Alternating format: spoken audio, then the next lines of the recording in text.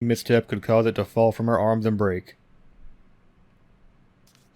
The tiara had its own spot in the big wooden house, a pillow near the window, where sun would catch it on its surface to shine and wink. The princess could stare for hours at the tiara, marveling in its beauty and running her thumb down its curves. Every morning she would wake and she would tend to it, polishing it every surface to be sure it shone as brightly as it possibly could. Then she would pluck it up, place it upon her head, and walk the woods feeling somewhat more complete. Because what, after all, was a princess without a crown? Every night she would place it upon its pillow, give it a quick kiss, and go to bed. On her way, she would pause and glance back to be sure it was still there. She hated to be separated from it, but she knew it was safest on the pillow while she slept.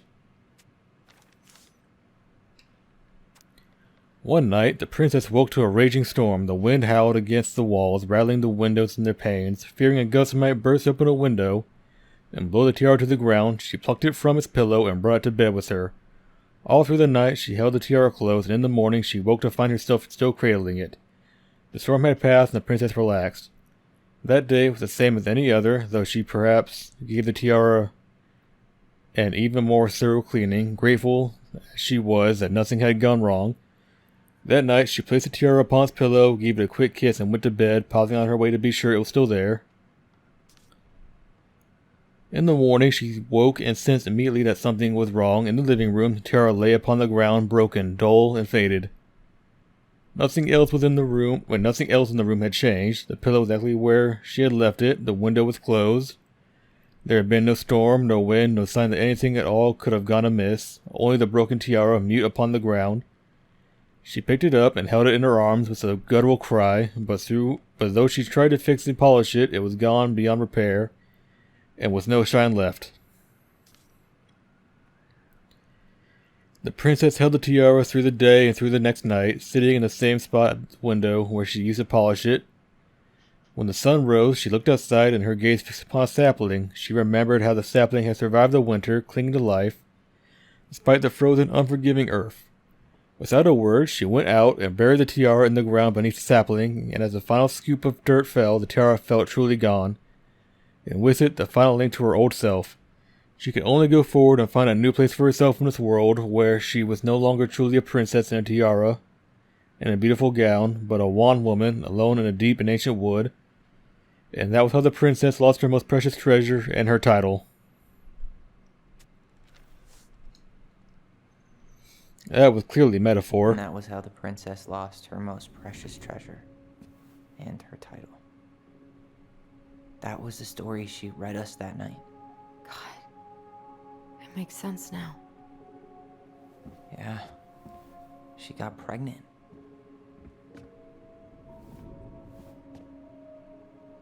And she ran away to start a new life.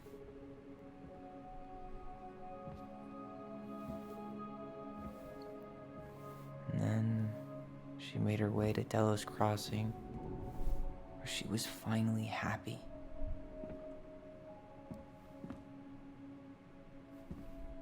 But then the baby died. Yeah, I picked that one up. I can't even imagine how she must have felt. She left everything behind, built a whole new life for him. And then he was just gone. I guess having us helped her move on. But when it looked like we were going to be taken away, she snapped. She just couldn't lose any more children. It really wasn't anything we did. I don't know what I'm supposed to do with all this. I don't either, but At least now you know all I you know a wanted was bit to more now. understand what happened to her. And now I do. Yeah. But we still haven't seen what's in that chest.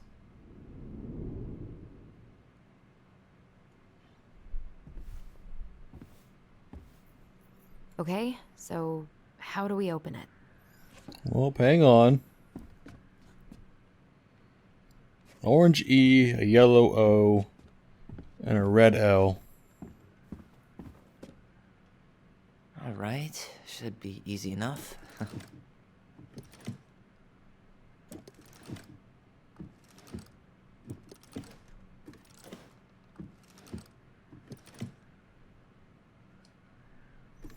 Red L, yellow E.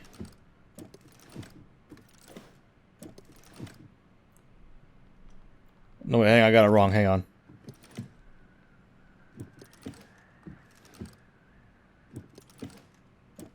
There we go. Leo. Yes.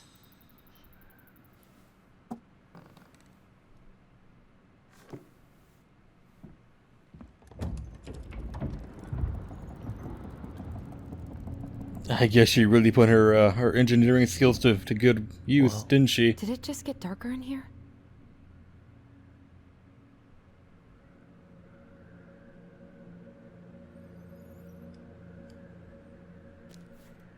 Ollie. She noticed. Dear Allison and Ollie, I was her son.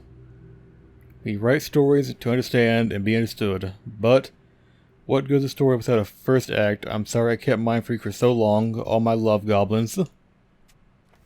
Why does she have a photo of that tree locked in here? Probably where your brother is being kept.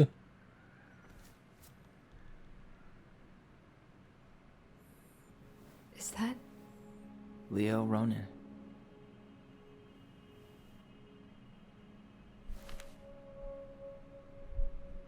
Why didn't she tell us about him? Why didn't she tell us any of this? I mean, it's fucking terrible. That's why. Allie, did we do the right thing opening this? We did. It's better we know what happened, even Even if it fucking if it's sucks. hard. And there's one more thing we need to see. Are you sure? Yes.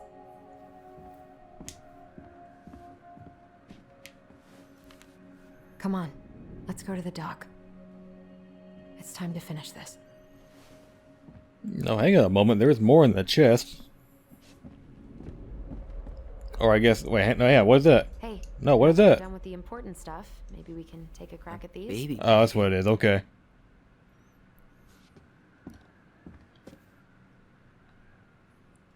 Did I really never not get the bear back? Shit.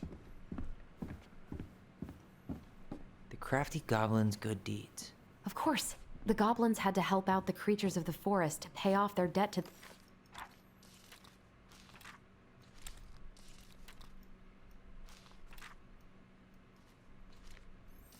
Where do we be?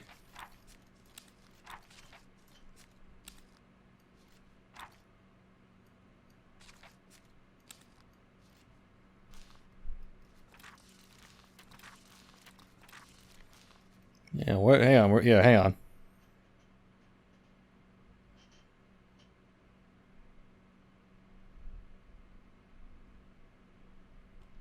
the pelican.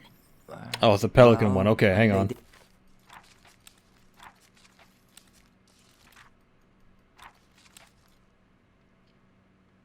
Ew. You know, I don't really remember. They broke open the beehive for the bear. Wait. Oh shit, hang on. It was a white princess who shared as much food with them as she was able. Never quite enough. They left the goblins hungry, very hungry, always hungry. Hoarding for food, the pious pelican landed on a rock and dumped a smorgasbord from her beak, which the goblins knew was magic and never emptied. There were king crabs in red, blue, gold, and scarlet. Veiny blue shrimp, pink shelled scallops, oblong brown clams, purple spiny blah blah. Do you think she would mind if we just took a little? As one got the other, her beak never empty. She wouldn't possibly miss a couple of crabs. We crept over, filled some crabs, and ran. Found they're still hungry. She wouldn't miss a handful of shrimp. Maybe a few scallops. So they went back for clams and the urchins, and finally even a sea cucumber. Finally, there was no hungry, but there was nothing left. Happened to my food. Like I was dismayed, but she was a charitable-hearted bird. She could tell the crafty goblins were growing little creatures. I'll share my food with you, but you must in return follow my example and be as generous to others as I am with you.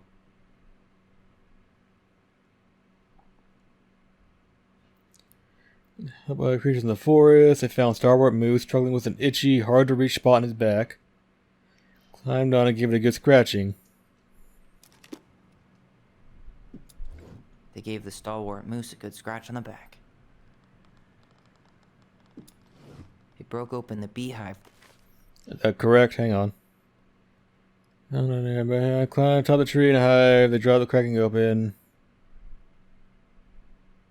The pious pelican, did it feel good? Blah blah.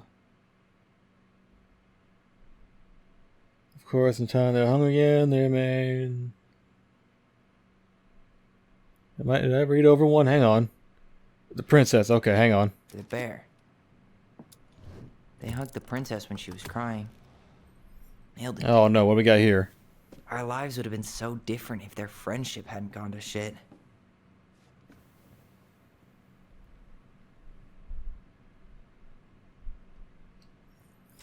Okay, the Pelican Crossing is a specialty gift boutique located near the O'Shea Glacier, catering to Gasno Channel tourists as well as Delos Crossing locals. We specialize in an assortment of high-quality products from home accessories, handmade souvenirs, to personalized appeal, and locally made art. And all the customers servicing from Vichy Store co-owner Tessa Vecchi and up-and-coming artist Marianne Ronan. Uh-huh.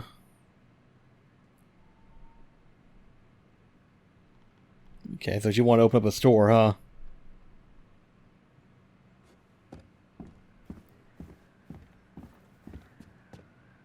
The old bear's gifts for the princess. I'm totally blanking on that story. What did he give her again? A newly bloomed bluebell? Actually, I'm not sure.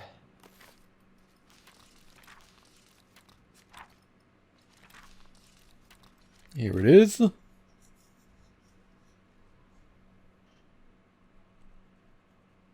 Get stuck by her beauty. I'm here. Blah, blah, blah. I won't eat you. Of course, I can walk back home. Will occasionally find gifts from the bear: a fresh caught salmon, a handful of ripe berries, a newly blossomed bluebell.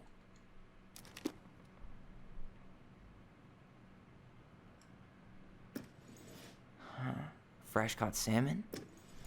A newly bloomed bluebell? Well, the other one, hang on. Ripe berries. Some No. roses, maybe? Maybe not. A handful of ripe There we berries? go. Nice. Man, he had it bad. Just couldn't let go. Sorry for the note under the door like a prison inmate. You okay? I stopped by and rang a couple of times this week, but you didn't answer. I can see the light in the hayloft, so I figured you were in, but didn't want to talk. I hope I didn't ruin everything. I know I probably came on kind of strong. But the thing is, I don't know how to talk to a woman like you. You are strong and kind, and you know so much. It's hard for me to know how to keep up. I guess all that went to my head. But I want you to know I got the message, and I'm gonna get out of your hair now, and there doesn't need to be any bad feelings. We can pass in the street and say hello or not, it's okay. Notice your car was leaking, so I put some sealant in there. You might need to take it into the shop, though. Let me know if you want me to come with you, because sometimes these guys try to rip you off. If not, no big deal, Sam.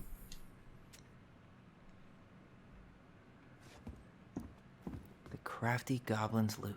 That's from the princess and the two. Thank you, Allison, for letting me know.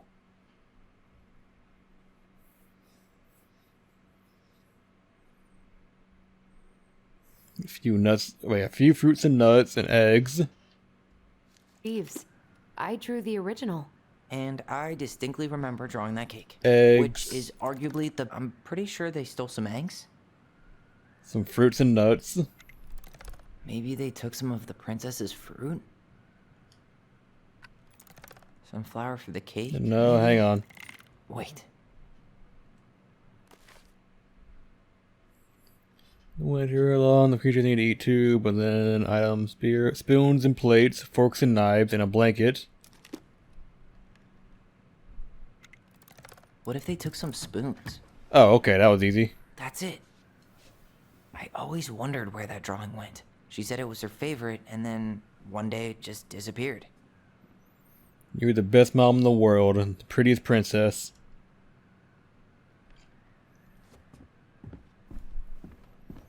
I mean, why not get all of them while we're here, right? One more to go. The very old beaver's repair list.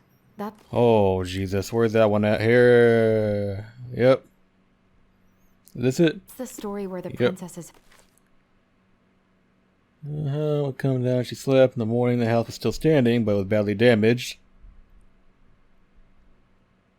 Old bear came to see.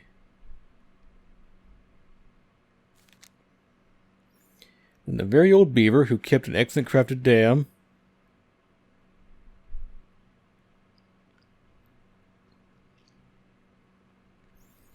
Okay, you'll examine the big one house. Easy fix. Shingles from the roof. Planks off the wall. Even bent the post. Okay, so shingles, wall, and House post. gets damaged by a storm, and the animals help her. She fixed the roof shingles. She slapped the post with her tail to right it. She fixed the planks that. All right. Damn. That must have been rough on Eddie.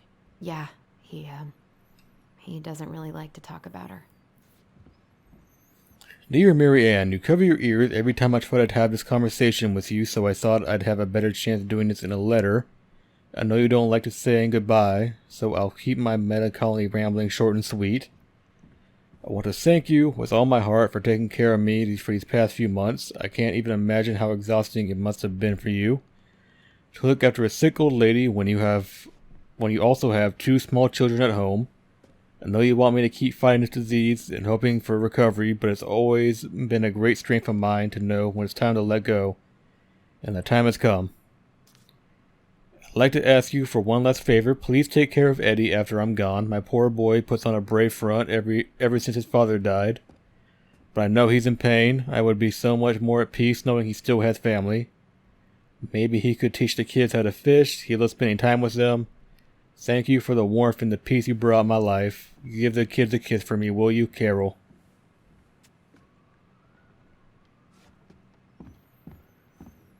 That's all of them, isn't it? Looks like it. I'm really missing 3 of these, aren't I, huh? Ain't that some shit? You really want to go? You sure we've seen Yeah, everything? we've seen everything. Either way, I'm ready for this to be over. Me too. Yeah, you and me both. It's almost 3 o'clock. Right, to the dock. To the dock.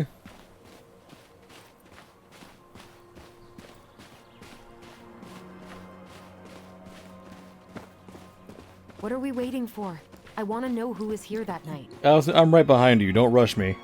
Let's try and remember who Marianne was arguing with.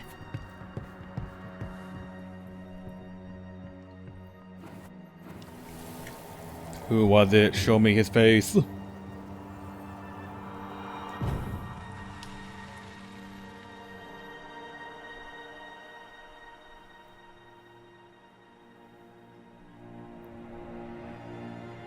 Almost.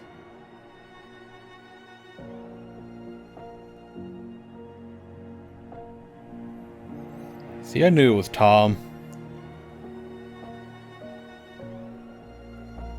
Tom? Tom Vecchi is our father? Of course. It had to be him. Tessa knew, didn't she?